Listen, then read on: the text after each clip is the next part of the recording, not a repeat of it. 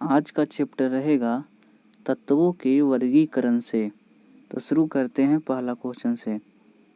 नीचे दी गई किस परमाणु संख्या वाले तत्व के रासायनिक गुण मैग्नीशियम के समान होते हैं? तो यह होते हैं 3। आधुनिक आवर्त सारणी के किस समूह में हैलोजन रखा जाता है? तो यह रखा जाता है 17 में। परमाणु संख्या के आधार पर तत्वों को वर्गीकरण किसने किया? तो यह किया था मोसले ने। दूसरे आवर्त से संबंधित और मजबूत श्रृंखला गुण वाले तत्व का इलेक्ट्रॉन विन्यास क्या होगा? तो यह होगा 2 और 4। निम्नलिखित में से किस तत्व में उच्च आयनीकरण ऊर्जा है? तो यह है हीलियम में। सोडियम से क्लोरीन की ओर जाने पर परमाणु आकार क्या होता है? तो यह घट जाता है। तीसरे आवर्त में मौजूद तत्वों में कक्षाएं होती है। तो यह होती है 3 K, L और M। निम्नलिखित में से कौन सा तत्व अधिक इलेक्ट्रोनेगेटिव होता है? तो यह होता है क्लोरीन। निम्नलिखित में से कौन सा तत्व मेंडलीव की आवर्त सारणी में एक निश्चित स्थान नहीं पा सका है? तो यह तत्व है हाइड्रोजन। ऑक्टेस का न्यूलैंड्स सिद्धांत केवल कहाँ तक लागू होता है? तो यह लागू होता है कैल्शियम तक। आधुनिक आवर्त सारणी में कौन सा समूह के तत्वों का बाहरी कोश पूर्ण होता है? तो यह होता है 18वें नंबर का। आधुनिक आवर्त सारणी के 18वें समूह में कितने तत्व मौजूद होते हैं? तो यह होते हैं 6। धातुओं को किस गुण के कारण उनके पत्थर बनाने में आसानी होता है? तो यह होता है अर्धधात वर्धनीयता के कारण। परमाणु क्रमांक 57 वाला तत्व किससे संबंध रखता है? तो यह रखता है D ब्लॉक से। तत्व का परमाणु सबसे बड़ा और डैश का परमाणु सबसे छोटा होता है। तो यह होता है फ्रियोन और हीलियम का। समूह में निष्क्रिय गैस होते हैं। तो यह होते हैं 18वें नंबर में। आधुनिक आवर्त सारणी के किस आवर्त में सबसे कम सेल है? तो यह है तीसरे में। डैश तरल अवस्था में पाई जाने वाली धातु कौन सी है? तो यह है ब्रोमीन। डैश चौथे आवर्त और दूसरे समूह में मौजूद तत्व है। तो यह है कैल्शियम। डोवेराइनर उन समय ज्ञात तत्वों से केवल त्रिकों को पहचान सकें। तो यह था ऑप्शन नंबर B तीसरे। जब मेंडलीव ने अपना काम शुरू किया था तब कितने तत्व थे? तब तत्व थे 63। 35, 53 और 85 की परमाणु संख्या के तत्व हैं। तो यह है हैलोजन। निम्न में से विषम का चयन कीजिए। तो यह हो जाएगा फास्फोरस। मेंडलीव की आवर्त सारणी में ऊर्ध्वाधर कॉलम को कहा जाता है। तो इसे कहा जाता है समूह। डैश धातु पृथ्वी पर सबसे प्रचुर मात्रा में पाई जाती है। तो यह पाई जाती है एल्यूमीनियम। आधुनिक आवर्त सारणी के छठे आवर्त में कौन सा तत्व मौजूद है? तो यह मौजूद है 32। डैश के अनुसार तत्वों के गुणधर्म उनके परमाणु भारों के आवर्ती फलन होते हैं। तो यह होते हैं मेंडलीव का आवर्ती नियम के अनुसार। एक तत्व की परमाणु संख्या 20 है तो उसके रासायनिक गुण निम्न में से किस तत्व के समान होंगे? तो यह समान होंगे बेरिलियम यानी 4 के। डैश आधुनिक आवर्त सारणी के समूह 1 में मौजूद एकमात्र अधातु है। तो यह है हाइड्रोजन। नीचे दिए गए तत्वों में कौन सा आकार सबसे छोटा है? तो यह है Al3+। निम्नलिखित में से तत्वों का कौन सा वर्गीकरण परमाणु संख्या पर आधारित है? तो यह आधारित है आधुनिक आवर्त सारणी पर। किसी भी समान समूह में मौजूद तत्वों का एक समान होता है, तो यह होता है संयोजी इलेक्ट्रॉनों की संख्या के। जब तत्वों को परमाणु भारों के बढ़ते क्रम में व्यवस्थित किया जाता है तो पहले तत्व के गुणधर्म आठवें तत्व के गुणधर्म के समान होते हैं। संगीत के नोट्स की तरह इस नियम को जाना जाता है, तो इस नियम को जाना जाता है न्यूलैंड के अष्टक नियम के रूप में। निम्नलिखित तीन तत्वों में से किसका सबसे बाहरी शेल भरा है? तो यह भरा है हीलियम, नियॉन, आर्गन को। किसने अपनी आवर्त तालिका में अंतरालों के आधार पर अभी भी कुछ और खोजे जाने वाले तत्वों को अस्तित्व की भविष्यवाणी की है? तो यह किया था मेंडलीफ ने। Ce 58 तत्वों के डैश ब्लॉक का सदस्य है, तो यह है फ्लोरीन। डैश एक निष्क्रिय गैस है, तो यह है क्रिप्टॉन। आधुनिक आवर्त सारणी में परमाणु संख्या 58 से 71 वाले तत्वों को कहा जाता है, तो इसे कहा जाता है लैंथेनाइड। कौन सा तत्व समूह 17 से संबंधित नहीं है? तो यह है आर्गन। डैश परमाणु का आयतन सबसे कम होता है, तो यह होता है हीलियम का। आधुनिक आवर्त सारणी में जिगजैग रेखाएं को अलग करती है, तो यह अलग करती है धातु और अधातुओं को। निम्नलिखित में से सही कथन का चयन करें। हीलियम में आयनीकरण की क्षमता अधिक होती है। निम्नलिखित में से कौन सी निष्क्रिय गैस के बाहरी कक्षा में केवल 2 इलेक्ट्रॉन होते हैं? तो यह होते हैं हीलियम का। आधुनिक आवर्त सारणी में परमाणु संख्या वाले तत्व 11 से 18 में रखे जाते हैं, तो यह रखे जाते हैं केवल 3। डैश तत्व में बाहरी शेल में 8 इलेक्ट्रॉनों के साथ 3 कक्षाएं होती है, तो यह होती है आर्गन का। आधुनिक आवर्त सारणी में परमाणु संख्या 19 से 36 वाले तत्व किस आवर्त में रखे जाते हैं? तो यह रखे जाते हैं 4 में। डैश एक अणु में हाइड्रोजन परमाणु द्वारा इलेक्ट्रॉनों को आकर्षित करने का गुण है, तो यह गुण है वैद्युत ऋणात्मक। आधुनिक सारणी की अवधि 4 में निम्नलिखित में से कौन सा निष्क्रिय गैस रखी गई है? तो यह रखी गई है क्रिप्टॉन। डैश तत्वों में सबसे बड़ा अणु है, तो यह अणु है लिथियम का।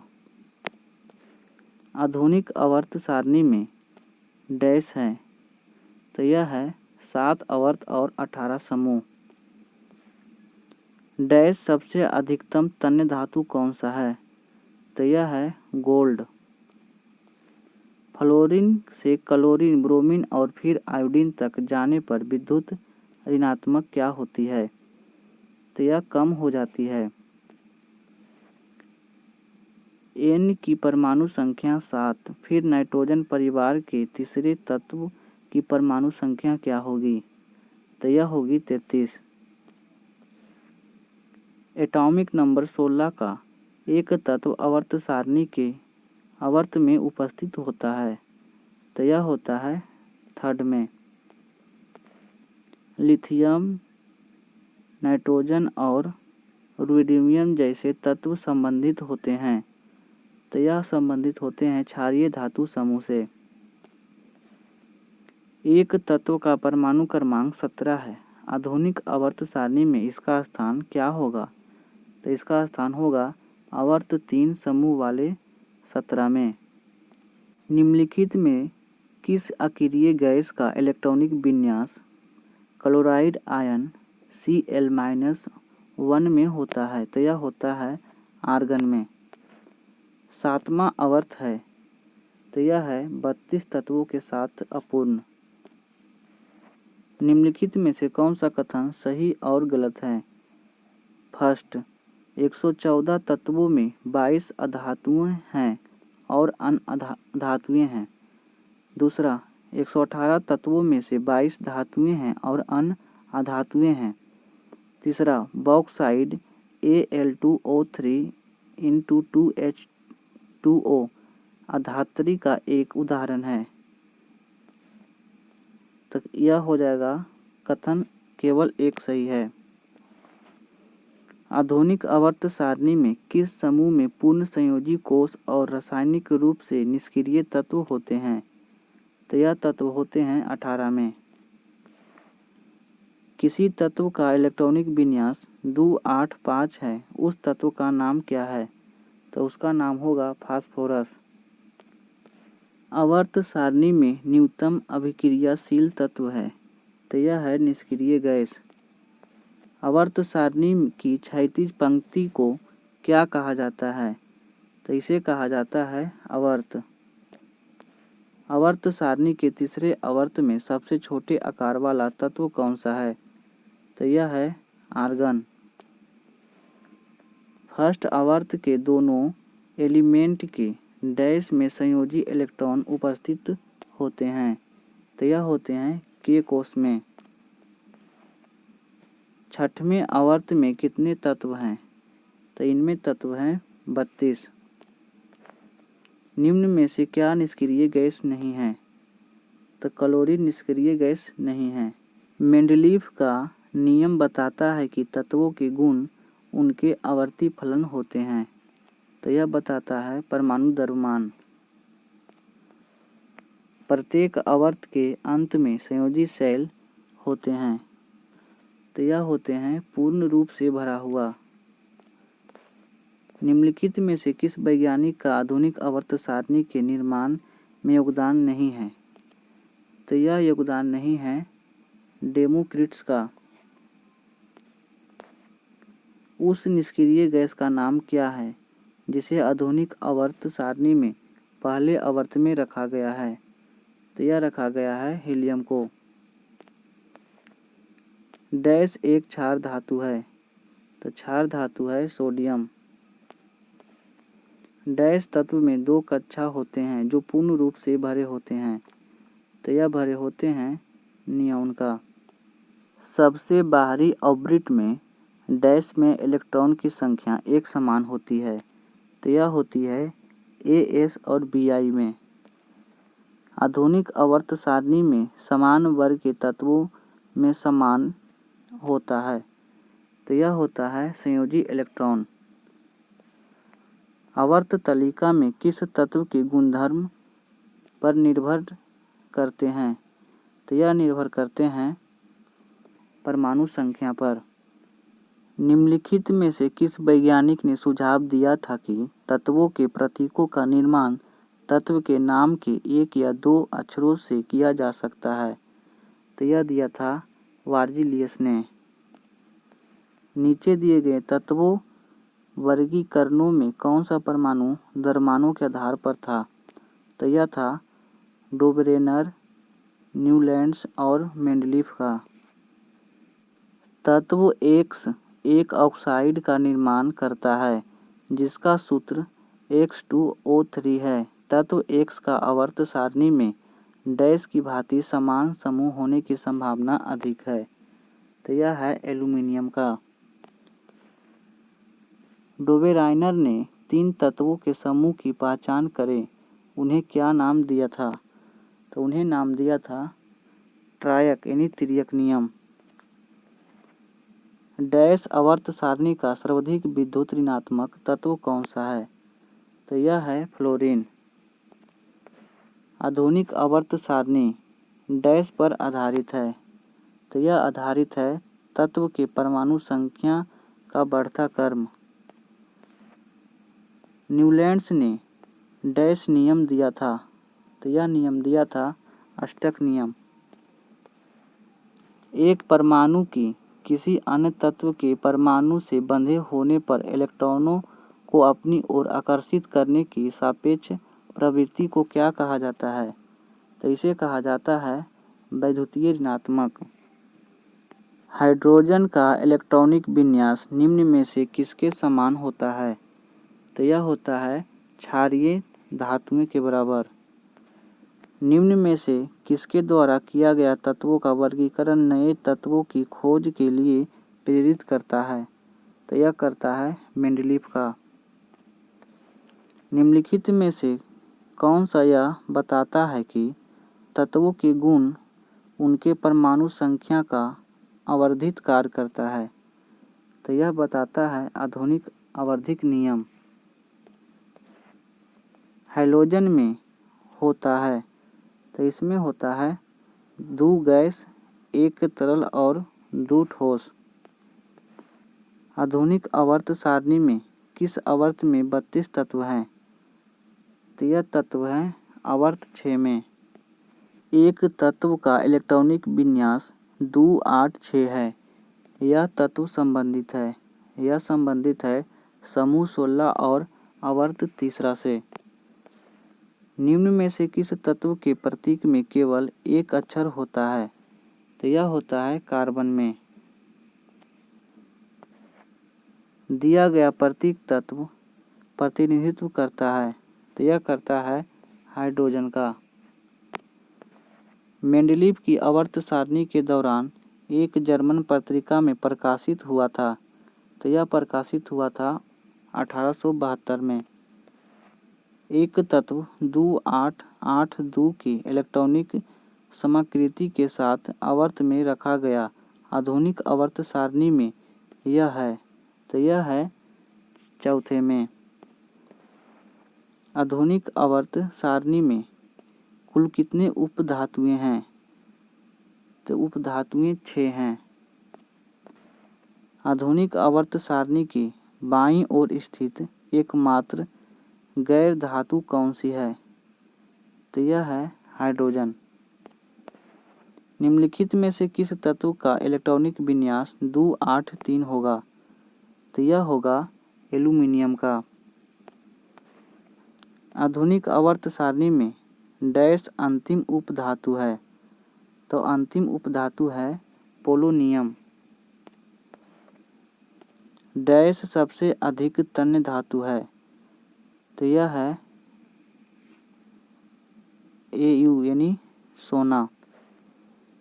आधुनिक पीरियोडिक टेबल में सिलिकॉन Z14 को डैश और डैश के बीच रखा गया है, तो यह रखा गया है अल्युमिनियम और फास्फोरस के बीच। धातुएं विद्युत की अच्छी सुचालक होती है क्योंकि उनमें बहुत सारे ढीले अवधित होते हैं, तो यह होते हैं इलेक्ट्रॉन में। एक तत्व का इलेक्ट्रॉनिक विन्यास 2, 8, 7 है, तो इसकी संयोजकता क्या होगी? तो 1 होगी। डैश की खोज बाद में हुई थी और इसे इक्का सिलिकॉन से बदल दिया गया था, तो यह बदल दिया गया था जर्मेनियम को। न्यूट्रॉन को छोड़कर सभी परमाणुओं में मौजूद है, तो यह मौजूद है हाइड्रोजन।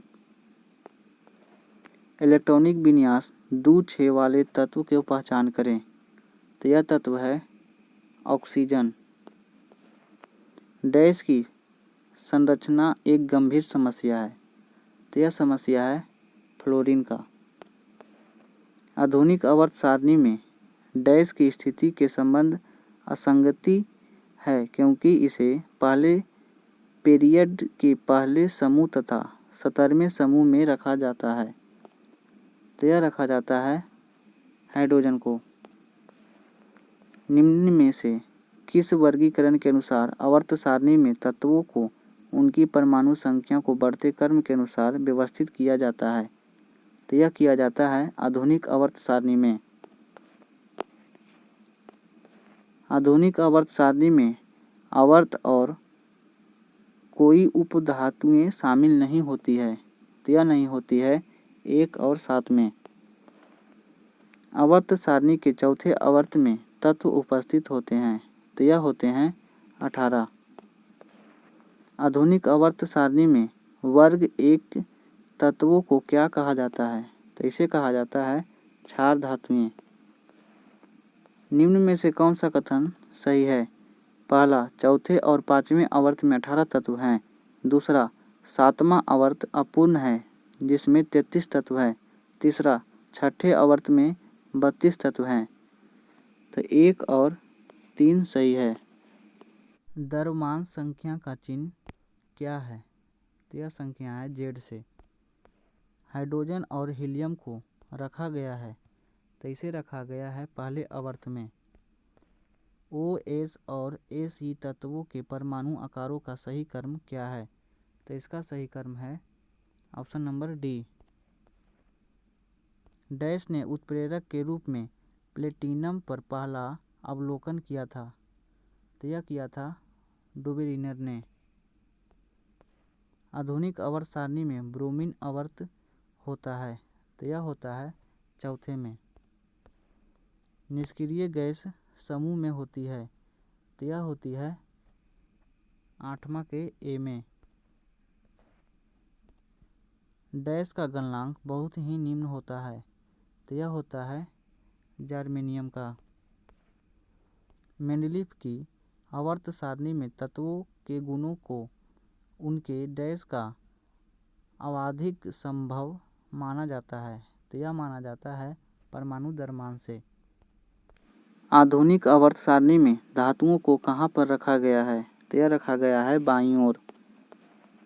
लोहा जो कि गुणों में कोबाल्ट और निकल जैसा होता है, तो इन तत्वों से बहुत दूर रखा गया है। यह किसकी कमियों में से एक था? तो यह था न्यूलैंड का ऑक्टेट नियम का। इलेक्ट्रॉनिक बल्ब में भरने हेतु निम्नलिखित में से किस गैस का प्रयोग किया जाता है? तो यह प्रयोग किया जाता है आर्गन और नाइट्रोजन का।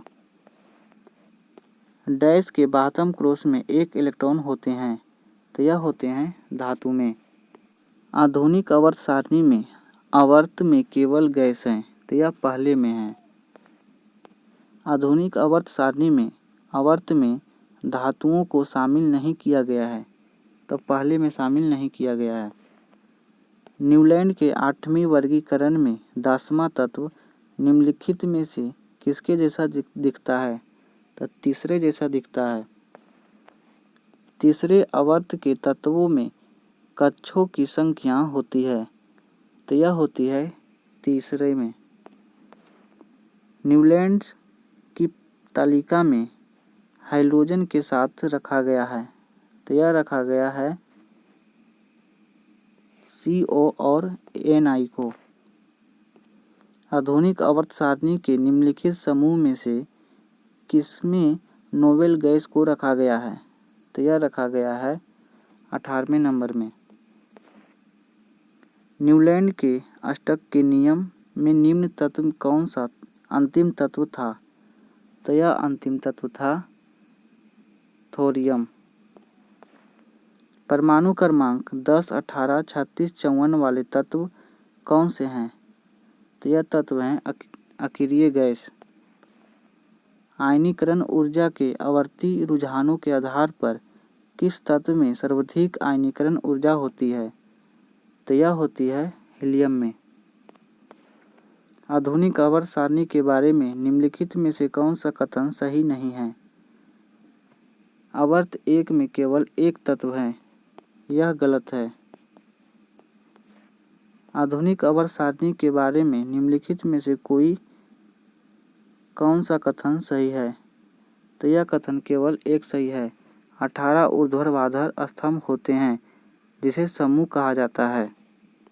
निम्नलिखित में से किस गैस का ऊर्जा मान कैलोरी मान सबसे अधिक होता है? तो यह होता है हाइड्रोजन का। ड्यूटेरियम की द्रव्यमान संख्या कितनी होती है? तो यह होती है 2। सभी अम्ल धातुओं के साथ अभिक्रिया करके कौन सा गैस उत्पन्न करते हैं? तो यह उत्पन्न करते हैं हाइड्रोजन। जब तक जस्ता धातु के टुकड़ों को हाइड्रोक्लोरिक अम्ल में रखा जाता है तो कौन सा गैस उत्पन्न होती है? तो यह उत्पन्न होती है हाइड्रोजन। केवल वे धातुएं जो पानी से हाइड्रोजन को विस्थापित कर सकती है जो धातुओं की प्रक्रिया क्षमता श्रृंखला में होती है, तो यह होती है हाइड्रोजन से ऊपर। जब एक धातु पानी के साथ अभिक्रिया करती है तो कौन सी गैस निकलती है? तो यह गैस निकलती है हाइड्रोजन। निम्न में से किसका उपयोग जल की अस्थायी कठोरता दूर करने के लिए किया जाता है? तो यह किया जाता है धोवन सोडा का। हाइड्रोजन का इलेक्ट्रॉनिक विन्यास निम्न में से किसके समान होता है? तो यह समान होता है क्षारीय धातुओं के। वनस्पति तेल का हाइड्रोजनीकरण एक उदाहरण है, तो यह उदाहरण है संकलन अभिक्रिया। आधुनिक आवर्त सारणी में किस तत्व समूह में ऐसे तत्व शामिल होते हैं जो कि निष्क्रिय गैस के रूप में होते हैं? तो यह समूह 18 में। निम्नलिखित में से कौन सा बाईं से दाईं ओर जाने पर परमाणु संख्या में वृद्धि के अनुसार सही जोड़ी है? तो यह है बेरिलियम और बोरोन का। किसने यह खोजा कि हर 8वें तत्व के गुण पहले के समान हैं? तो यह खोजा था न्यूलैंड ने। न्यूलैंड के उस समय तक ज्ञात तत्वों को अपने अष्टक वाली आवर्त सारणी में व्यवस्थित किया था, तो व्यवस्थित किया था 56 तत्वों को। कैल्शियम हाइड्रोक्साइड के विलयन से जब कार्बन डाइऑक्साइड गुजरती है तो बनने वाले अवक्षेप का रंग कैसा होता है? तो यह होता है सफ़ेद। ऑक्सीजन के अणु में होता है, तो इसमें होता है एक दोहरा संयोजक बंध। निम्नलिखित में से कौन सा एक अधातु है? तो यह है नाइट्रोजन। लेखन पेंसिल में क्या होता है? तो इसमें ग्रेफाइट होता है। निम्नलिखित में से किस गैस का उपयोग खाद्य पदार्थ को ऑक्सीकृत होने से रोकने के लिए किया जाता है? तो यह किया जाता है नाइट्रोजन को। लेड को जोरदार जंग से गर्म करते समय निकलने वाले लाल भूरे रंग की गैस का नाम बताएं। तो यह गैस रहता है नाइट्रोजन डाइऑक्साइड। क्षारीय अपघटन के दौरान अमोनिया नाइट्रेट उत्पन्न करता है, तो यह करता है N2O + H2O को।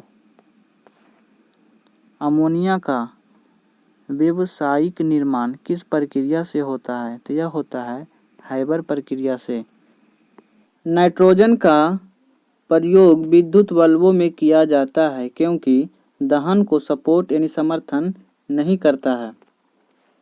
नाइट्रोजन के निम्न ऑक्साइड में से किसको लाफिंग गैस के रूप में जाना जाता है? तो यह जाना जाता है N2O को।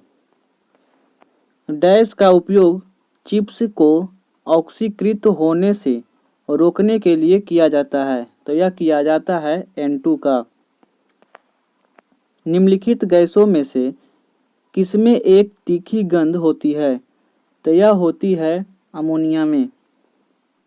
निम्न में से कौन सा दंत चिकित्सकों द्वारा एनेस्थेटिक के लिए स्थापना पत्र के रूप में इस्तेमाल किया जाता है? तो यह किया जाता है नाइट्रस ऑक्साइड को।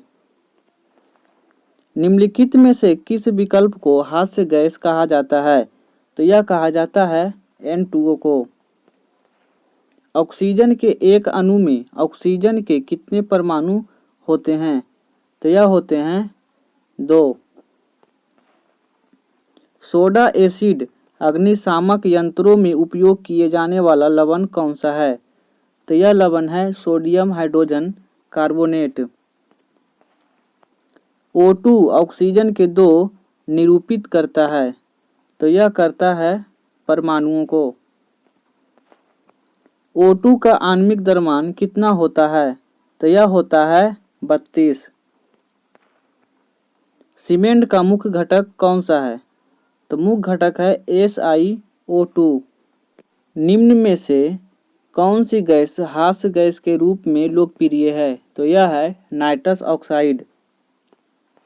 अमोनिया सल्फेट का रासायनिक सूत्र क्या है? तो इसका सूत्र है NH4 N2O का ध्रुव रंग कैसा है? तो यह रंग है भूरा। धातुओं का व्यापक उपयोग किसमें किया जाता है? तो यह किया जाता है खाद में। फास्फोरस की परमाणिकता क्या है? तो इसकी परमाणिकता है चतुष्परमाणु। फास्फोरस की परमाणुकता क्या है? तो इसकी परमाणुकता है चतुष्पार्वणिक। इनमें से कौन सा इलेक्ट्रॉनिक विन्यास एक अधातु का है? तो यह है 285। निम्न में से कौन सा परमाणु बहुपारमाणविक है? तो यह है गंधक। सफेद फास्फोरस को किसमें संग्रहित किया जाता है? तो यह किया जाता है पानी में। फास्फोरस एसिड का रासायनिक सूत्र क्या है? तो इसका रासायनिक सूत्र है H3PO4। निम्न में से किस अधातु को यदि हवा में रख दिया जाए तो इसमें आग लग जाती है? तो यह लग जाती है फास्फोरस में।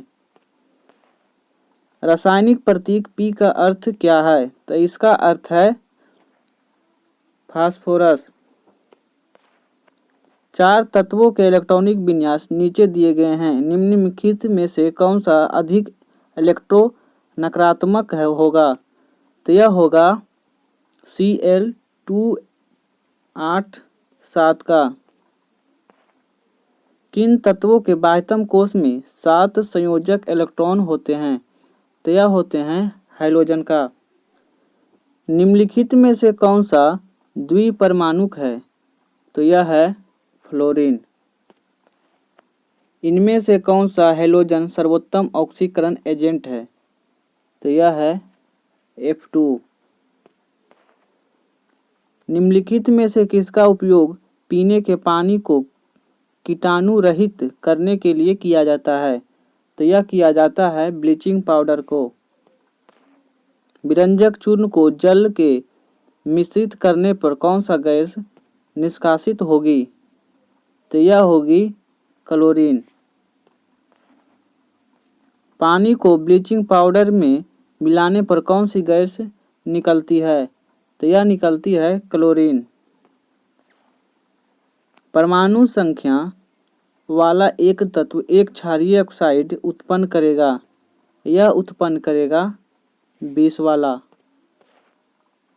विद्युत बल्ब में आमतौर पर रासायनिक रूप से निष्क्रिय गैस जैसे डैश भरी होती है। तो यह भरी होती है नाइट्रोजन। परमाणु क्रमांक 10, 18, 36, 54 वाले तत्व क्या कहलाते हैं? तो यह कहलाते हैं अक्रिय गैस। वह पहला तत्व कौन सा है जिसकी रासायनिक खोज हेनिंग ब्रांड द्वारा की गई थी? तो यह की गई थी फास्फोरस का। फास्फोरस को पानी में रखा जाता है ताकि आग पकड़ने से बचे रहे। माचिस की तिलियां किससे बनी होती है? तो यह बनी होती है फास्फोरस से। फास्फोरस की परमाणिकता क्या होती है? तो यह होती है 4। निम्नलिखित में से कौन सा अर्धधातु नहीं है? तो यह है क्लोरीन, जबकि बोरॉन, आर्सेनिक, सिलिकॉन अर्धधातु है। क्लोरोफ्लोरोकार्बन इनमें प्रयोग नहीं होता है। तो यह नहीं होता है मिक्सर और चक्की में, जबकि रेफ्रिजरेटर, एयर कंडीशनर, पैकिंग सामग्री में क्लोरोफ्लोरोकार्बन का प्रयोग किया जाता है। कौन से समूह में शामिल तत्व रंगहीन, स्वादहीन और गंध रहित गैस हैं? तो यह है शून्य समूह में। निम्नलिखित में से कौन सी एक गैस रंगहीन व गंधहीन नहीं है? तो यह है क्लोरीन। ठोस आयोडीन का रंग कैसा होता है? तो यह होता है बैंगनी भूरे से थोड़ा काला। निम्नलिखित तत्वों में से अधातु को पहचान करें। तो यह है फ्लोरीन अधातु है, जबकि मैग्नीशियम, सोडियम, एल्युमिनियम धातु है। अधातुओं में कौन सी चमकदार होती है? तो यह होती है आयोडीन। 35, 53 और 85 की परमाणु संख्या के तत्व क्या कहलाते हैं? तो यह कहलाते हैं हैलोजन। आधुनिक आवर्त सारणी के किस समूह में हैलोजन को रखा जाता है? तो यह रखा जाता है 17वें समूह में। समूह 17 से संबंधित तत्वों को क्या कहा जाता है? तो इसे कहा जाता है हैलोजन। ऑक्सीजन के संबंध में हैलोजन समूह की अधिकतम संयोजकता कितनी होती है? तो यह होती है 7। कौन सा तत्व समूह 17 से संबंधित नहीं है? तो यह है आर्गन। फ्लोरीन गैस का उपयोग निम्न में से किसके निर्माण में किया जाता है? तो यह किया जाता है ब्लीचिंग पाउडर में। क्लोरीन, फ्लोरीन और आयोडीन के उदाहरण हैं। तो यह उदाहरण है हैलोजन का। वह एकमात्र अधातु कौन सी है जो कमरे के तापमान पर दर में बदल जाती है? तो यह बदल जाती है ब्रोमीन। ब्रोमीन अधातु है। कौन सी अधातु कमरे के ताप पर द्रव अवस्था में होती है? तो यह होती है ब्रोमीन। डैश का प्रशीतन रेफ्रिजरेशन में प्रयोग किया जाता है? तो यह किया जाता है क्लोरोफ्लोरोकार्बन का। एक अणु में हैलोजन परमाणुओं द्वारा इलेक्ट्रॉनों को आकर्षित करने का गुण कौन सा है? तो यह गुण है वैद्युत ऋणात्मक। उत्कृष्ट गैस का आयतन विभव क्या है? तो इसका है एक अवधि में अधिकतम। दुर्लभ गैसें सामान्यतः रासायनिक रूप से अक्रिय होती है क्योंकि उनका इलेक्ट्रॉनिक विन्यास स्थिर होता है। इनमें से कौन सा आदर्श गैस नहीं है? तो यह ब्रोमीन आदर्श गैस नहीं है। इनमें से कौन सी गैस अजनबी गैस कहलाती है? तो यह कहलाती है जेनॉन। निम्नलिखित में से कौन सी गैस अक्रिय गैस नहीं है? हाइड्रोजन अक्रिय गैस नहीं है, जबकि हीलियम, रेडॉन, नियॉन अक्रिय गैस है। निम्न में से अलग या विषम को चुनें। तो यह हो जाएगा हाइड्रोजन। समूह 17 का सबसे कम अभिक्रियाशील मूल तत्व कौन सा है? तो यह है आयोडीन। निम्नलिखित में से कौन सी अक्रिय गैस को आवर्त 5 में रखा गया है? तो यह रखा गया है XE को। आधुनिक आवर्त सारणी में समूह 18 के मूल तत्वों अपनी बाह्यतम कक्षा में 8 इलेक्ट्रॉन होने वाले को छोड़कर अन्य सभी को क्या कहा जाता है? तो इसे कहा जाता है निष्क्रिय गैस। 3 तत्वों X, Y और Z इलेक्ट्रॉनिक विन्यास क्रमशः 287, 282 और 288 है, तो तत्व Z1 क्या होगा? तो यह होगा निष्क्रिय गैस। निम्नलिखित में से निष्क्रिय गैस कौन से समूह में रखा जाता है? तो यह रखा जाता है 18वां या 0वां समूह में। आधुनिक आवर्त सारणी के समूह का नाम बताएं जिसमें सभी तत्व गैस है। तो यह है समूह 18 में। निम्नलिखित में से कौन सी निष्क्रिय गैस के बाहरी कक्षा में केवल 2 इलेक्ट्रॉन होते हैं? तो यह होते हैं हीलियम में। डैश समूह 18 के तत्व कौन से हैं? तो यह है उत्कृष्ट गैस। समूह में निष्क्रिय गैस होती है, तो यह होती है 18 वाले समूह में। निम्नलिखित में से कौन सा एक यौगिक नहीं है? तो यह है क्लोरीन। निम्न में से कौन सा नोबेल गैस नहीं है? तो यह है क्लोरीन। हीलियम और आर्गन में क्या समानता है? तो यह समानता है दोनों का बाह्यतम कोश पूर्णतः भरा होता है। निम्नलिखित में से कौन सा एक परमाणुक है? तो यह है आर्गन। निष्क्रिय गैस समूह में होती है? तो यह होती है 8वें का पहला में। डैश एक निष्क्रिय गैस है? तो यह है क्रिप्टॉन। निम्न में से क्या निष्क्रिय गैस नहीं है? तो यह है क्लोरीन एक निष्क्रिय गैस नहीं है। निम्नलिखित में किस अक्रिय गैस का इलेक्ट्रॉनिक विन्यास क्लोराइड आयन Cl- में होता है? तो यह होता है आर्गन में। प्याज काटते समय आंखों में जलन पैदा करने वाला यौगिक कौन सा है? तो यह यौगिक है सल्फर। सल्फर की परमाणुकता क्या होती है? तो यह होती है बहुपरमाणिक। सल्फर की परमाणुकता क्या होती है? तो यह होती है बहुपरमाणुक। आग को बुझाता है? तो यह बुझाता है CO2। निम्नलिखित तत्वों में से कौन सा तत्व समान तत्वों वाले अन्य परमाणुओं के साथ संयोजित होकर बड़े अणु उत्पन्न करने की अवशिष्ट योग्यता रखता है? तो यह रखता है कार्बन। शुष्क बर्फ क्या है? शुष्क बर्फ एक ठोस कार्बन डाइऑक्साइड है। निम्नलिखित में से कौन सा विभिन्न रूपों में मौजूद हो सकता है? तो यह रहता है कार्बन। एकल परमाणु अणु का एक उदाहरण है? तो यह उदाहरण है सल्फर का। हीरे के कार्बन परमाणु के बाहरी कोश में मुक्त इलेक्ट्रॉनों की संख्या कितनी होती है? तो यह होती है 0। कार्बन का एक अपरूप नहीं है? तो कार्बन डाइऑक्साइड कार्बन का अपरूप नहीं है। निम्नलिखित में से कौन सा अब तक ज्ञात कठोरतम पदार्थ है? तो यह है हीरा। सबसे कठोर प्राकृतिक पदार्थ कौन सा है? तो यह है सीसा।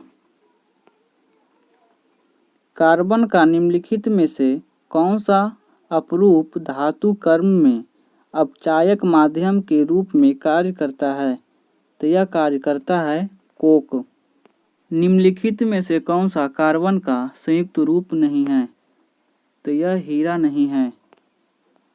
कार्बन एक रूप नहीं है? तो यह नहीं है सिलिकॉन का।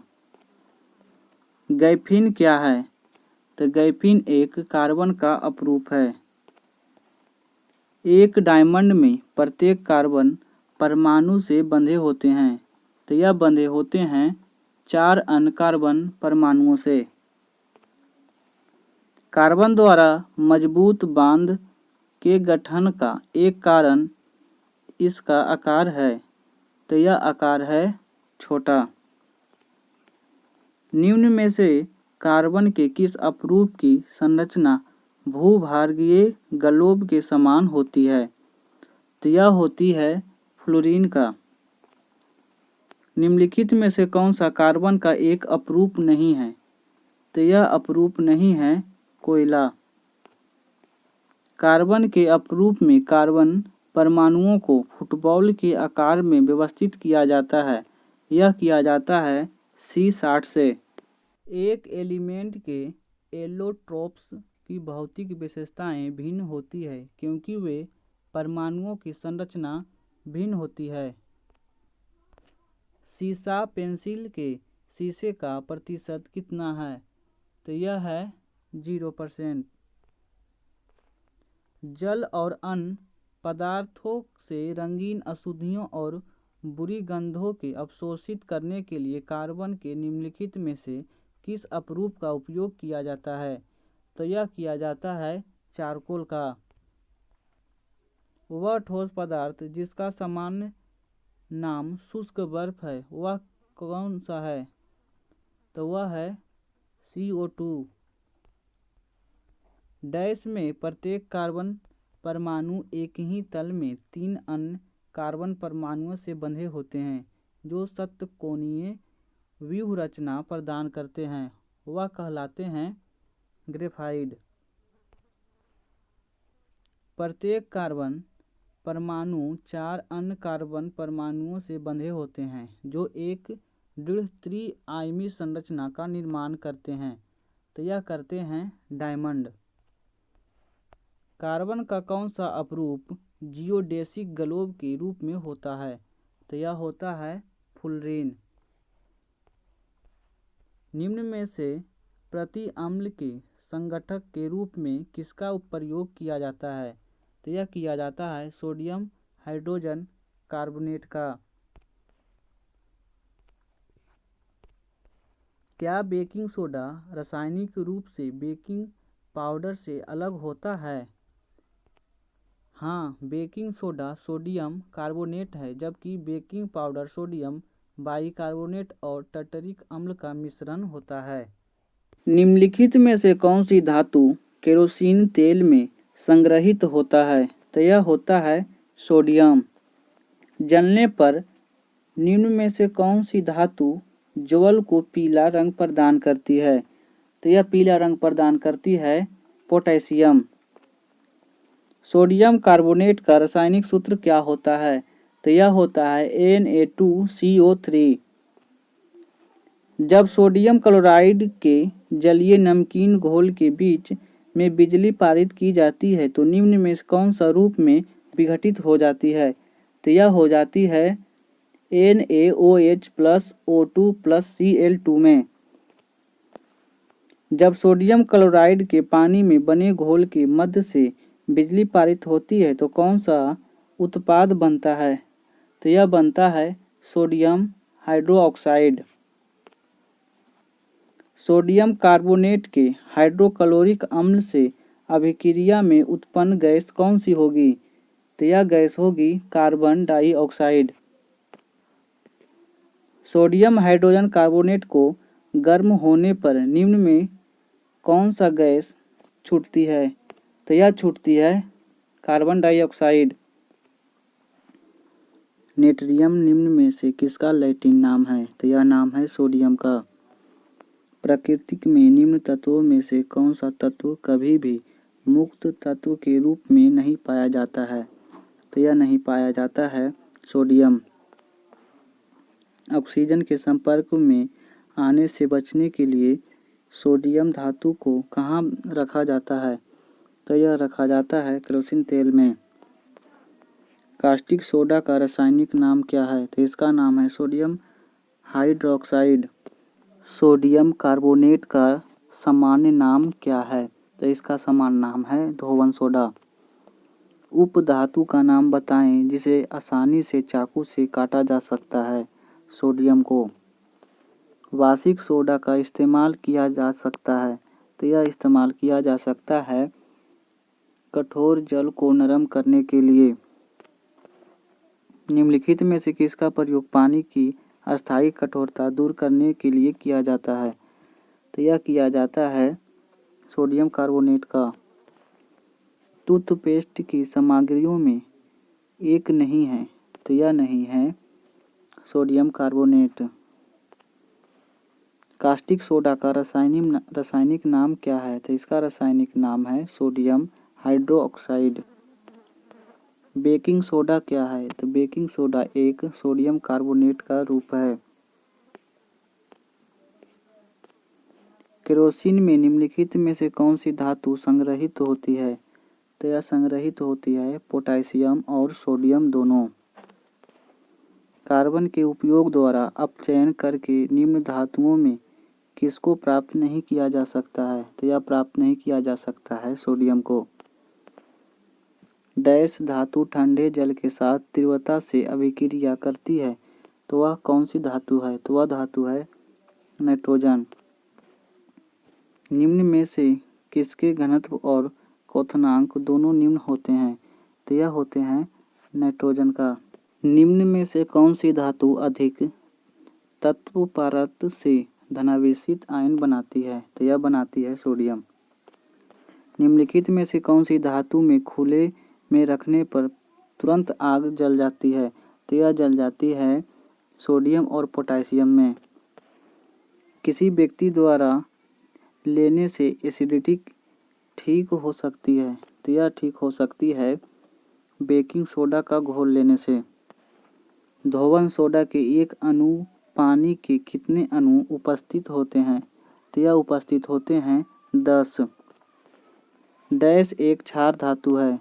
तो यह क्षार धातु है सोडियम। Na2O एक ऑक्साइड क्षारीय ऑक्साइड है। दूध वाला ताज़े दूध को थोड़ा सा बेकिंग सोडा मिलाता है ताकि दूध के अम्लीकरण को रोकने के लिए। बेकिंग पाउडर डैश का मिश्रण है? तो यह मिश्रण है सोडियम हाइड्रोजन कार्बोनेट टर्टरिक अम्ल का। सोडियम कार्बोनेट जो कि एक क्षार है, इसका उपयोग निम्न में से किया जाता है। पहला, बोरेक्स जैसी सोडियम यौगिक का निर्माण करना। दूसरा, जल की अस्थायी कठोरता को दूर करना। तीसरा, कांच, साबुन और कागज उद्योग में प्रयोग करना। तो इसका उपयोग किया जाता है ABC तीनों में। डैश का रासायनिक नाम कैल्शियम सल्फेट हेमीहाइड्रेट है। तो यह रासायनिक नाम है प्लास्टर ऑफ पेरिस का। सोडियम सल्फेट का रासायनिक सूत्र क्या होता है? तो इसका रासायनिक सूत्र होता है Na2SO4। डैश परमाणु सोडियम कार्बोनेट अणु में मौजूद होते हैं? तो यह मौजूद होते हैं 6। मधुमक्खी के डंक का इलाज करने के लिए किसका घोल उपयोग किया जाता है? तो यह उपयोग किया जाता है बेकिंग सोडा का। परमाणु संख्या वाला तत्व क्षारीय ऑक्साइड बनाएगा? तो यह बनाएगा 11। चाकू से निम्नलिखित में से किस धातु को काटा जा सकता है? तो यह काटा जा सकता है सोडियम को। जिप्सम के क्रिस्टल जल के रूप में पानी के अणु मौजूद होते हैं? तो यह मौजूद होते हैं 2। चूने के पानी का रासायनिक नाम क्या है? तो इसका रासायनिक नाम है कैल्शियम हाइड्रोक्साइड। निम्नलिखित में से कौन सी एक क्षारीय पार्थिव धातु नहीं है? तो यह नहीं है सोडियम। सोडियम कार्बोनेट का रासायनिक सूत्र क्या होता है? तो यह होता है Na2CO3। निम्नलिखित में से कौन सा यौगिक के क्रिस्टलीकरण का पानी नहीं है? तो यह नहीं है बेकिंग सोडा। सोडियम बाइकार्बोनेट के साथ हाइड्रोक्लोरिक एसिड मिश्रित होने पर निम्नलिखित में से कौन सा गैस निकलती है? तो यह गैस निकलती है कार्बन डाइऑक्साइड। जब सोडियम सल्फेट समाधान बेरियम क्लोराइड के विलयन के साथ मिलाया जाता है तो क्या होता है? बेरियम सल्फेट बनता है। निम्नलिखित में से कौन सा पानी के साथ कैल्शियम की अभिक्रिया के लिए सही नहीं है? तो यह सही नहीं है, अभिक्रिया की तीव्रता कम होती है। जिप्सम क्या है? जिप्सम रासायनिक रूप से अवशोषित अपशिष्ट शैल है। इनमें से कौन सा रक्त के जमने के लिए आवश्यक खनिज है? तो यह कैल्शियम आवश्यक खनिज है। निम्नलिखित में से कौन सा कैल्शियम से बना होता है? तो यह बना होता है दांत। निम्न में से किसका प्रयोग निसंक्रमक और कीटाणुनाशक के रूप में किया जाता है? तो यह किया जाता है CaOCl2 को। ब्लीचिंग पाउडर का रासायनिक सूत्र क्या होता है? तो ब्लीचिंग पाउडर का रासायनिक सूत्र CaOCl2 होता है। ब्लीचिंग पाउडर सर्वाधिक सक्रिय घटक है? तो यह घटक है कैल्शियम हाइपोक्लोराइड का। चौक का रासायनिक नाम क्या है? तो चौक का रासायनिक नाम कैल्शियम कार्बोनेट है। कैल्शियम हाइड्रोक्साइड के सॉल्यूशन का सामान्य नाम क्या है? तो इसका सामान्य नाम नींबू का पानी है। CaO का रासायनिक नाम क्या है? तो इसका रासायनिक नाम कैल्शियम ऑक्साइड है। डैश बुझे हुए चूने का रासायनिक नाम क्या है? तो इसका नाम है CaOH2। धवन सोडा की हाइड्रोक्लोरिक अम्ल के साथ अभिक्रिया करने पर कौन सी गैस निकलती है? तो यह गैस निकलती है कार्बन डाइऑक्साइड। कैल्शियम फास्फोरेट का आणविक सूत्र क्या होगा? तो इसका आणविक सूत्र होगा CH3 × PO4 × 2। निम्नलिखित में से कौन सी गैस चूने को पानी को दूधिया बना देती है? तो यह बना देती है CO2। कैल्शियम सल्फेट हेमीहाइड्रेट को इस रूप में भी जाना जाता है, तो यह रूप है प्लास्टर ऑफ पेरिस। इनमें से कौन सा रसायन जल में घुलनशील नहीं है? तो यह घुलनशील नहीं है कैल्शियम कार्बोनेट। डैश यौगिक एक सुखाने वाले एजेंट के रूप में प्रयोग किया जाता है, तो यह प्रयोग किया जाता है कैल्शियम ऑक्साइड को। यौगिक CaOCl2 का सामान्य नाम क्या है? तो इसका नाम ब्लीचिंग पाउडर है। कैल्शियम हाइड्रोक्साइड का सही सूत्र क्या है? तो इसका सूत्र है Ca×OH2। यदि मौसम बहुत आर्द्र हो तो आपको उत्सर्जित गैस को वाली शुष्क नली के माध्यम से निकालना होगा, तो निकालना होगा CaCl2 को। जब कैल्शियम ऑक्साइड पानी के साथ अभिक्रिया करता है तो डैश का निर्माण उत्पाद के रूप में होता है, तो यह निर्माण होता है कास्टिक सोडा का। डैश प्रकृति के रूप में मुक्त तत्व के रूप में कभी नहीं पाया जाता है, तो यह नहीं पाया जाता है Ca। ब्लीचिंग पाउडर में डैश ब्लीचिंग एजेंट विद्यमान होता है, तो यह विद्यमान होता है क्लोरीन। डैश को पानी में घोलने पर यह जिप्सम में परिवर्तित हो जाता है, तो यह परिवर्तित हो जाता है कैल्शियम सल्फेट हेमीहाइड्रेट में। चूना पुताई के दौरान Ca×OH2 हवा में CO2 के साथ धीरे धीरे अभिक्रिया करता है ताकि दीवारों पर डैश की पतली परत बन सके, तो यह अभिक्रिया करता है CaCO3 से। डैश स्लेडक्स लाइम बनाने के लिए पानी के साथ प्रबलता से प्रतिक्रिया करता है, तो यह प्रतिक्रिया करता है CaO से। अनबुझे चूने का रासायनिक सूत्र क्या होता है? तो इसका रासायनिक सूत्र होता है CaO। बुझे हुए चूने का रासायनिक नाम क्या है? तो इसका रासायनिक नाम है कैल्शियम हाइड्रोक्साइड। डैश को अनबुझा चूना कहा जाता है, तो यह कहा जाता है कैल्शियम ऑक्साइड को। चूना Ca×OH2 हवा में डैश के साथ धीरे धीरे प्रतिक्रिया करता है ताकि दीवारों पर CaCO3 की पतली परत बन सके, तो यह अभिक्रिया करता है CO2 से। कैल्शियम ऑक्साइड का आणविक सूत्र क्या होता है? तो इसका सूत्र होता है CaO। कैल्शियम हाइड्रोक्साइड का सूत्र क्या होता है? तो यह सूत्र होता है Ca×OH2। डैश को क्विक लाइम भी कहते हैं, तो क्विक लाइम कहते हैं कैल्शियम ऑक्साइड को। जीवाश्म का रासायनिक सूत्र क्या होता है? तो यह होता है CaSO4 × 2H2O। कैल्शियम का परमाणु द्रव्यमान कितना होता है? तो यह होता है 40। अनबुझे चूने का आणविक सूत्र क्या है? तो इसका है CaO। जिप्सम का रासायनिक सूत्र क्या होता है? तो यह होता है CaSO4 2H2O। क्विक लाइम का रासायनिक सूत्र है CaO। प्लास्टर ऑफ पेरिस का रासायनिक सूत्र क्या है? तो CaSO4 × 12H2O। दिए गए विकल्पों में से निम्नलिखित कथन के लिए सही विकल्प का प्रयोग करके रिक्त स्थान को भरें।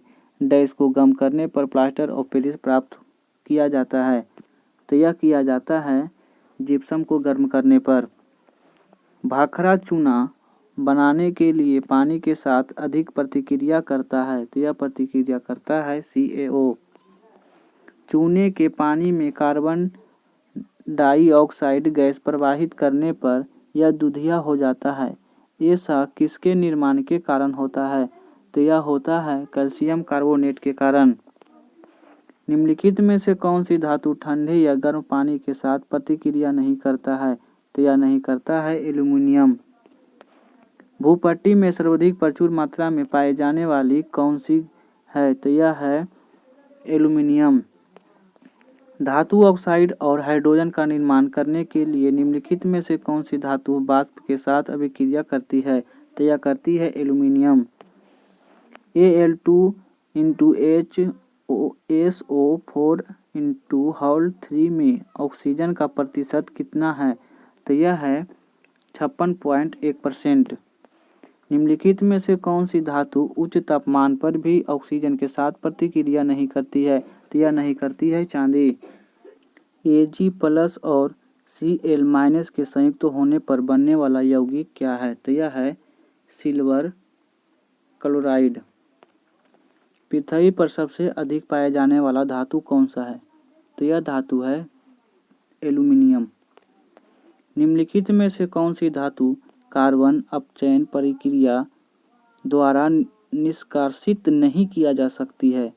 तो यह नहीं किया जा सकती है एल्यूमीनियम को। निम्नलिखित में से कौन सा पदार्थ चमकदार दिखाई देता है? तो यह दिखाई देता है एल्यूमीनियम।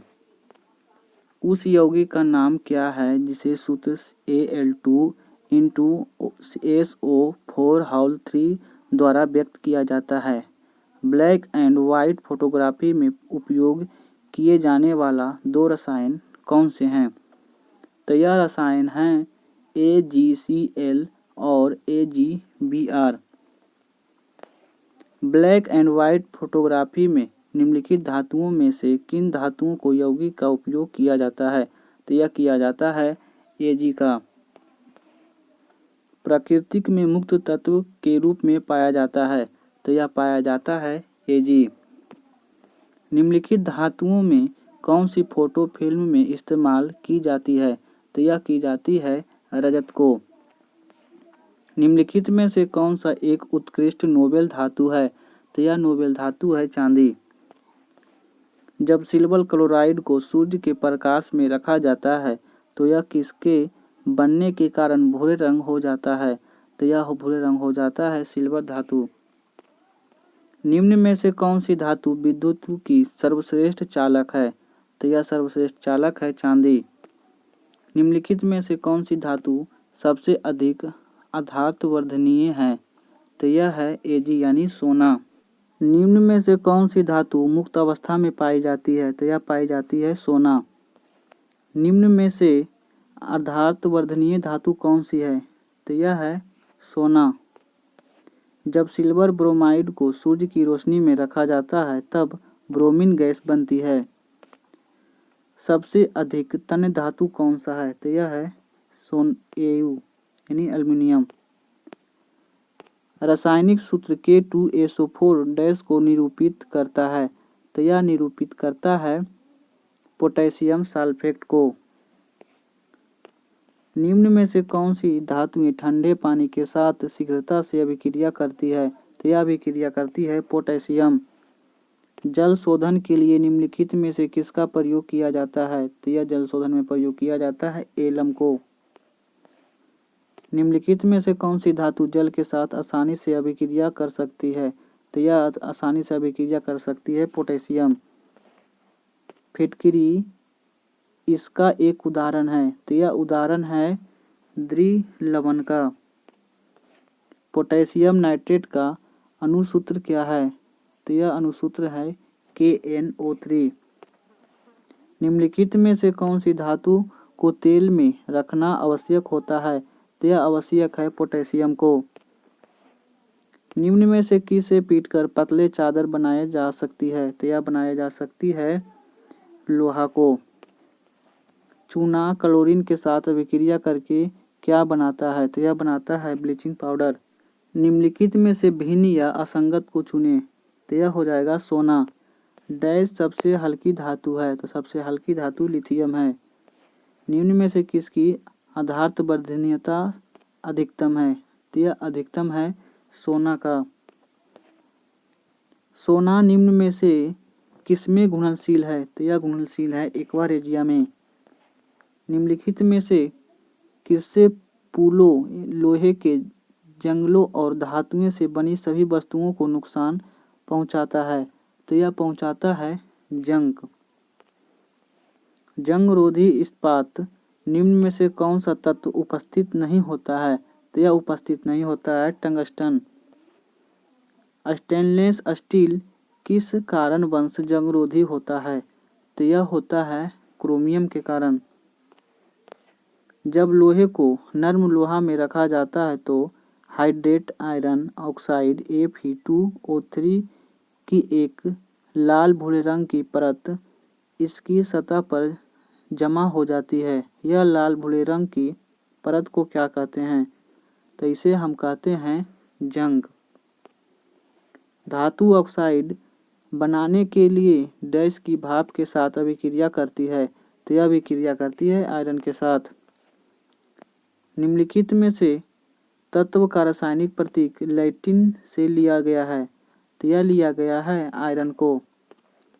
निम्नलिखित में से किसे औरम कहा जाता है? तो औरम कहा जाता है सोना को। फॉस्फोरस सल्फेट क्रिस्टल को टेस्ट ट्यूब में गर्म करने पर क्या उत्पाद बनते हैं? तो यह बनते हैं फेरिक ऑक्साइड प्लस पानी plus sulphur oxide plus sulphur try oxide. Iron 3 oxide का रासायनिक सूत्र क्या है? तो इसका रासायनिक सूत्र है Fe2O3। फेरस सल्फेट क्रिस्टल का रासायनिक सूत्र क्या है? तो इसका रासायनिक सूत्र है FeSO4 7H2O। जब लोहे की फाइलिंग में हाइड्रोक्लोरिक अम्ल मिलाया जाता है तब क्या होता है? तब हाइड्रोजन गैस या लौह क्लोराइड तैयार होता है। फेरस सल्फेट क्रिस्टल के एक अणु में जल के कितने अणु उपस्थित होते हैं? तो यह उपस्थित होते हैं 7। मैग्नीशियम मिल्क का प्रयोग किस प्रकार में किया जाता है? तो यह किया जाता है गुट्टी यानी लैक्सेटिव में। मैग्नीशियम रिबन एक चमकदार सफ़ेद लौह के साथ जलता है और एक रंगहीन पाउडर ग्रे में बदल जाता है। तो यह बदल जाता है सफ़ेद में। निम्नलिखित में से किसमें MgCl2 विलय है? तो यह विलय है जल में। तांबे और जस्ता के साथ कंस बनाने के लिए कौन सा तत्व जोड़ा जाता है? तो यह जोड़ा जाता है Sn। MgO का विलयन क्या होता है? तो यह होता है क्षारीय। मैग्नीशियम रिबन एक चमकदार लौह के साथ जलता है और वह सफ़ेद रंग देता है। मैग्नीशियम रिबन को जलने से सफ़ेद राख उत्पन्न होती है जिसे बनाने के लिए पानी में घोला जाता है। तो यह घोला जाता है मैग्नीशियम हाइड्रोक्साइड को। लेड नाइट्रेट के तापीय अपघटन के परमाणुक स्वरूप निर्मित उत्पाद क्या है? तो यह उत्पाद है lead oxide, oxygen, nitrogen dioxide. जब लेड धातु कॉपर क्लोराइड के विलयन से अभिक्रिया करती है तब लेड क्लोराइड निर्मित होता है। अमलगम बनाने के लिए आवश्यक एक महत्वपूर्ण धातु है। तो यह धातु है पारा। निम्नलिखित में से कौन सी धातु कमरे को तापमान तरल के रूप में होती है? तो यह होती है पारा। आयरन के वायु की उपस्थिति में जलने पर किसका निर्माण होता है? तो यह होता है Fe2O3 को। लौह जंग का रंग है। तो यह रंग है लाल भूरे रंग का। फेरस क्लोराइड का आणविक सूत्र क्या है? तो इसका आणविक सूत्र है FeCl2। जब मैग्नीशियम रिबन हवा में जलाया जाता है तो कौन सा यौगिक उत्पन्न होती है? तो यह यौगिक उत्पन्न होती है मैग्नीशियम ऑक्साइड। निम्न में से विषम को चुनें। तो यह हो जाएगा ब्रोमोस। पारंपरिक थर्मोमीटर में किस तत्व जो प्राकृतिक रूप से अत्यंत जहरीला होता है का प्रयोग किया जाता है? तो यह प्रयोग किया जाता है मरकरी में। पारा एकमात्र ऐसी धातु है जो 0 डिग्री सेल्सियस पर तरल रहती है और इसका कारण है, तो इसका कारण है इसकी अति उच्च आयनीकरण ऊर्जा और ढील धात्विक बंध। निम्न में से कौन सा सबसे अधिक अभिक्रियाशील है? तो यह पारा अधिक अभिक्रियाशील है। डैश की प्रक्रिया में लोहे को जस्ता को एक कोटिंग द्वारा संरक्षित किया जाता है, तो यह किया जाता है गैल्वेनाइजेशन द्वारा। गैल्वेनीकरण एक प्रक्रिया है जिसमें लोहा की वस्तुओं पर बचाने के लिए जिंक की परत चढ़ाई जाती है, तो इसे कहते हैं जंग लगने से बचाया जाता है। निम्नलिखित विकल्पों में से सबसे तन्य धातु कौन सा है? तो यह तन्य धातु है सोना। जिंक कॉपर सल्फेट विलयन से कॉपर को अलग कर सकता है क्योंकि जिंक कॉपर की तुलना में अधिक अभिक्रियाशील होता है। कॉपर सल्फेट के विलयन में जिंक मिलाने पर क्या होता है? जिंक सल्फेट बन जाता है। जलोजित कॉपर सल्फेट का रासायनिक सूत्र क्या है? तो इसका रासायनिक सूत्र है CuSO4 × 5H2O। निम्न में से कौन सा लचीला या कोमल है? तो यह तांबा है। तांबा सल्फेट के विलयन में जस्ता मिलाए जाने पर किसका विस्थापन होता है? तो यह विस्थापन होता है तांबा यानी कॉपर को। जिंक सल्फेट के मिश्रण में कॉपर धातु को डुबोया जाता है तो क्या होता है? तो कोई प्रतिक्रिया नहीं होती है।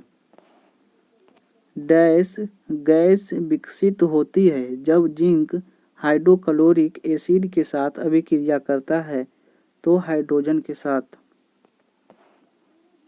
भोजन के बर्तनों पर टीन की परत लगाई जाती है, जिंक की नहीं, क्योंकि जिंक टीन से अधिक प्रतिक्रियाशील होती है। निम्नलिखित में से कौन सी धातु उभयधर्मी ऑक्साइड बना सकती है? तो यह बना सकती है Zn। जब लेड नाइट्रेट एक अणु गर्म किया जाता है तब क्या होता है? तब NO2 गैस के 2 मोल उत्पन्न होते हैं। गैल्वेनाइज्ड लोहा क्या होता है? तो जिंक लेपित लोहा होता है। लोहे को जंग लगाने से बचाने के लिए उस पर जिंक का एक सुरक्षात्मक परत लगाई जाती है। इस प्रक्रिया को क्या कहते हैं? तो इसे कहते हैं गैल्वेनाइजिंग। थर्मोमीटर में उपयोग किए जाने वाली तरल धातु की पहचान करें, तो यह रहता है पारा। निम्नलिखित धातुओं में कौन सी कक्षीय तापमान पर द्रव अवस्था में होती है? तो यह द्रव अवस्था में होती है पारा। धातु जिसे कुछ देर के लिए हवा में रखा जाता है उस पर हरे बेसिक कार्बोनेट की परत चढ़ जाती है, उसे क्या कहते हैं? तो उसे कहते हैं तांबा। लौह या स्टील पर जस्ते की पतली परत चढ़ाने की प्रक्रिया को क्या कहा जाता है? तो इसे कहते हैं गैल्वेनीकरण। निम्नलिखित में से किस प्रक्रिया में जिंक ऑक्साइड बनाता है जो एक सुरक्षा परत के रूप में कार्य करता है और जंग की रोकथाम करता है? तो यह रोकथाम करता है गैल्वेनाइजेशन। गैल्वेनीकरण जंग से बचाने वाली एक प्रक्रिया है जिसे स्टील और लोहे पर कोटिंग का इस्तेमाल किया जाता है, इसे कहते हैं जिंक की परत। हथेली पर रखने पर निम्न में से कौन सा पिघल जाएगा? तो यह पिघल जाएगा Ga और CS। डैश धातु का क्षय नहीं होता है, तो यह क्षय नहीं होता है प्लैटिनम का। धातु हमारे हथेली पर पिघल जाती है, तो यह पिघल जाती है गैलियम। यदि आप अपने हथेली पर धातु रखेंगे तो वह धातु पिघल जाएगी, गैलियम। निम्न में से अधातु खनिज कौन सा है? तो यह है जिप्सम। टंगस्टन का गलनांक कितना होता है? तो इसका गलनांक होता है 3380 सेल्सियस। नीला थोथा का दूसरा नाम क्या है? तो इसका नाम है टर्म सल्फेट। भूपट्टी में पाया जाने वाला दूसरा सर्वाधिक प्रचुर तत्व कौन सा है? तो यह तत्व है सिलिकॉन, पहला है एल्युमिनियम। निम्नलिखित में से कौन सा मैग्नीज के बारे में सही नहीं है? उच्च तापमान स्तर पर अपने प्रतिरोध को प्रभावित करता है। यह निम्नलिखित में से कौन सी धातु मुक्त अवस्था में पाई जाती है? तो यह पाई जाती है प्लेटिनम। LiAiH4 सोडियम अमलगम तथा NaBH4 के मध्य उभयनिष्ठ गुण क्या है? तो है ये अपचायक एजेंट है। धातु जो 35 सेल्सियस तापमान के ऊपर द्रव अवस्था में रहता है वह कहलाता है पारा और गैलियम दोनों। घड़ियों में इस्तेमाल किया जाने वाला क्वांटज क्या है? तो यह एक सिलिकॉन डाइऑक्साइड है। निम्न में से कौन सी धातु वायु के साथ अभिक्रिया नहीं करती है? तो स्वर्ण और प्लेटिनम अभिक्रिया नहीं करती है।